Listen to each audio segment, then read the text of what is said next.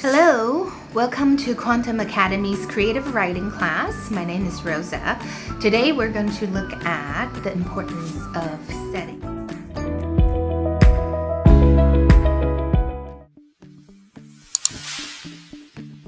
So what is a setting?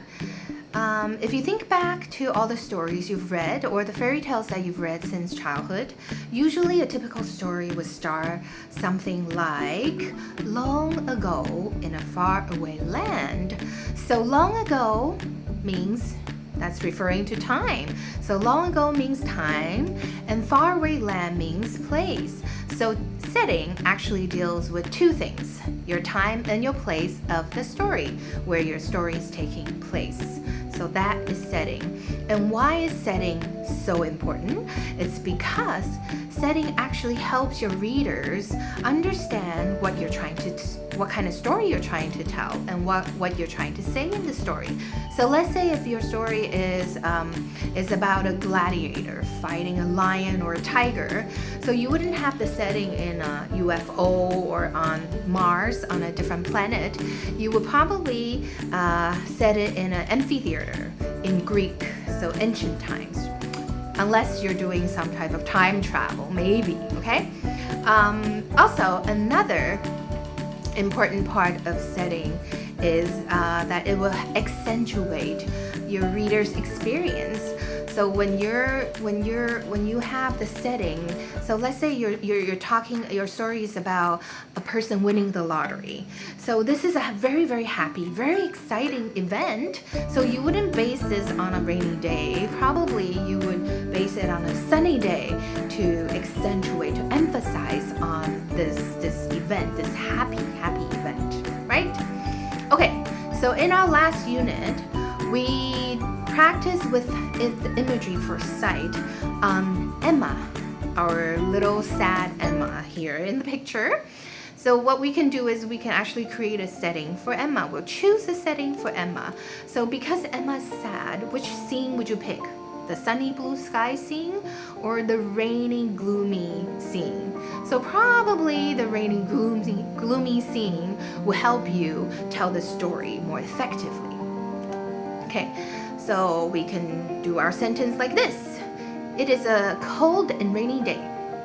Adding on to the sentence that we did in the last unit, looking down and dragging her feet, Emma slowly treads home.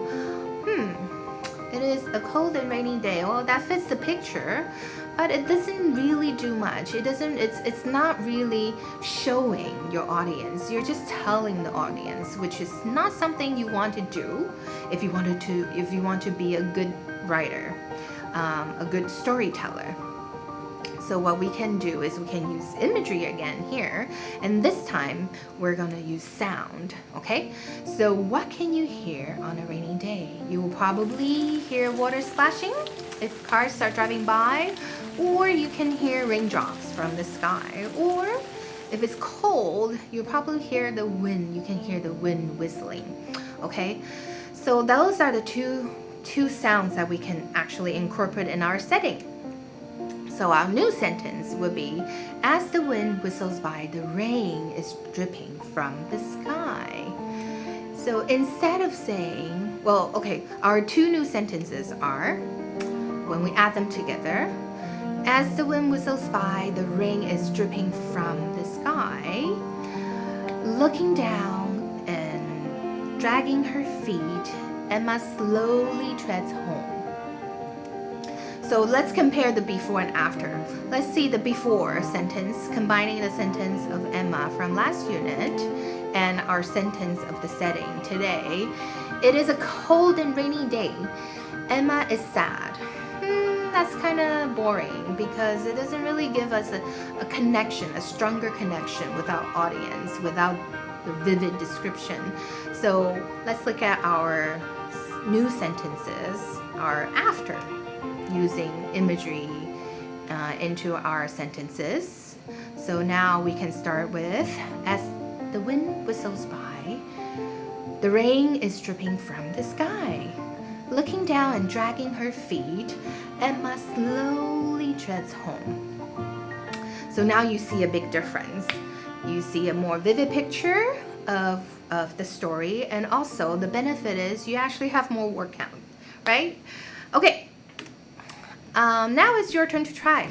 So let's try with the Happy Emma. So Happy Emma, I think we're definitely gonna go with the blue sky, the sunny day scene. So this is your turn to try.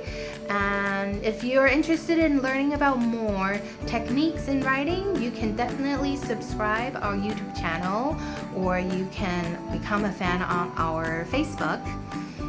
And we will definitely give you more techniques that you can use to become an excellent writer. Thank you for watching. See you next time.